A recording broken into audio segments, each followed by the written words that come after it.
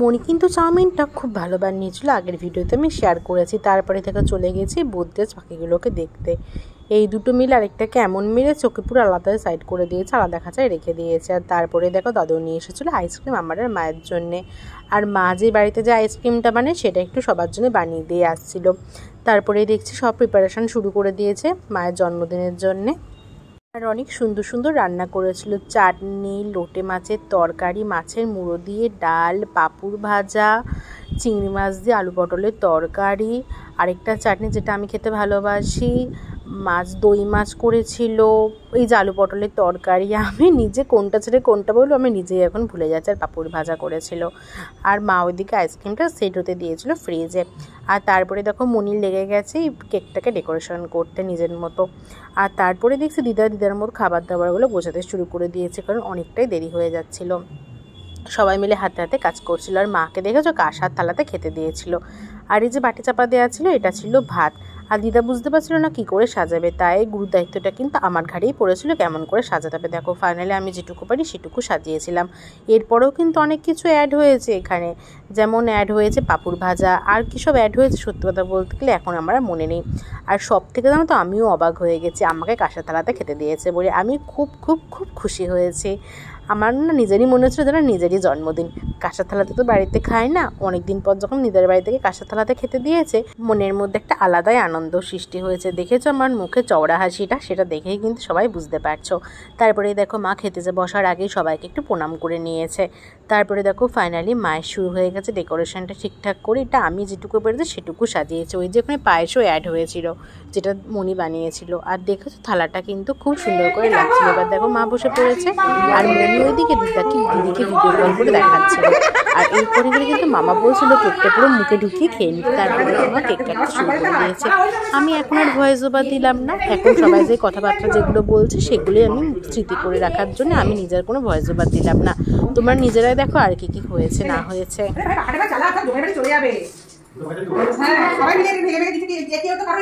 না সবাই একটু করে হাতে করে নিয়ে খাইয়ে দাও।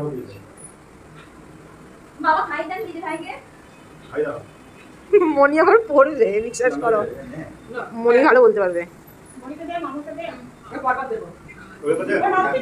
মনিকে দাও।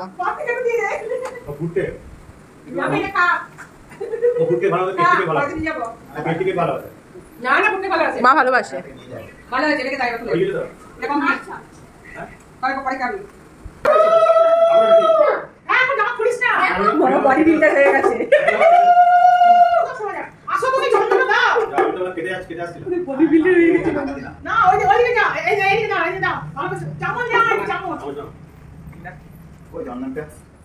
দিদার হাতে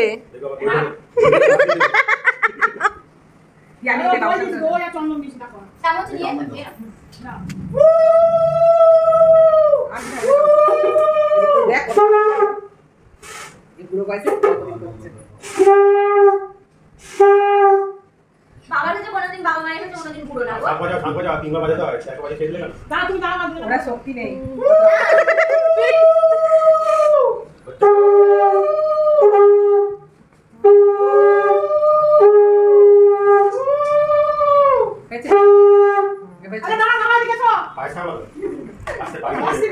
সত্যি তা দিদা মনে হচ্ছে পড়বে।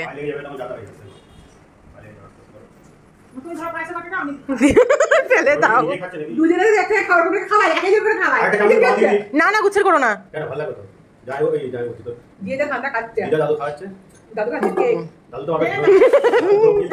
হয়ে গেছে।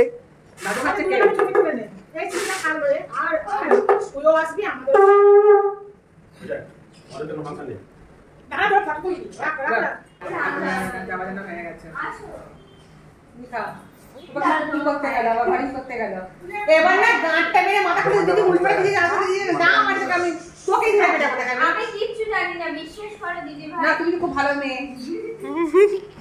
মনি একটা আনমারি থেকে 10 মাস দিয়ে গেল। উল্টো দিদি আসে মার দিতাম দেখি। হ্যাঁ দাও তো। আনমারি থেকে একটা নতুন শাড়ি পরে চলে এসেছে। আমাদের তো মানে আগের দিনটা মেমোরাইজ করে বড় চামচ দিয়েছে।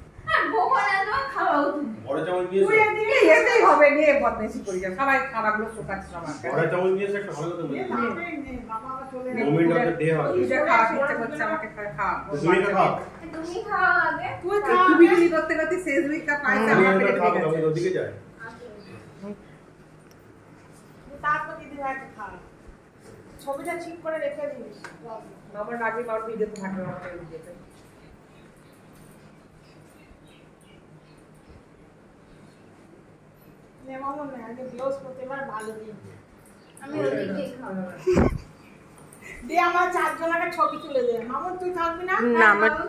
আমি থাকবো না আরুফ, আমার ভালো লাগে না তোমরা যা করছো। তারপরে কিন্তু খাওয়া দাওয়া করে নিয়েছিলাম সবাই মিলে, প্রত্যেকটা খাবারই কিন্তু এইটা খেয়ে মানে পেট ভরে গেল। খেয়ে দিয়ে নিয়েই আমরা সবাই মিলে ঘুরতে বেরিয়ে পড়েছি। কোথায় বেরিয়ে পড়েছি সেটা পরে ভিডিওতে শেয়ার করবো। আজ ভিডিও কিন্তু এখানেই শেষ করে দিলাম।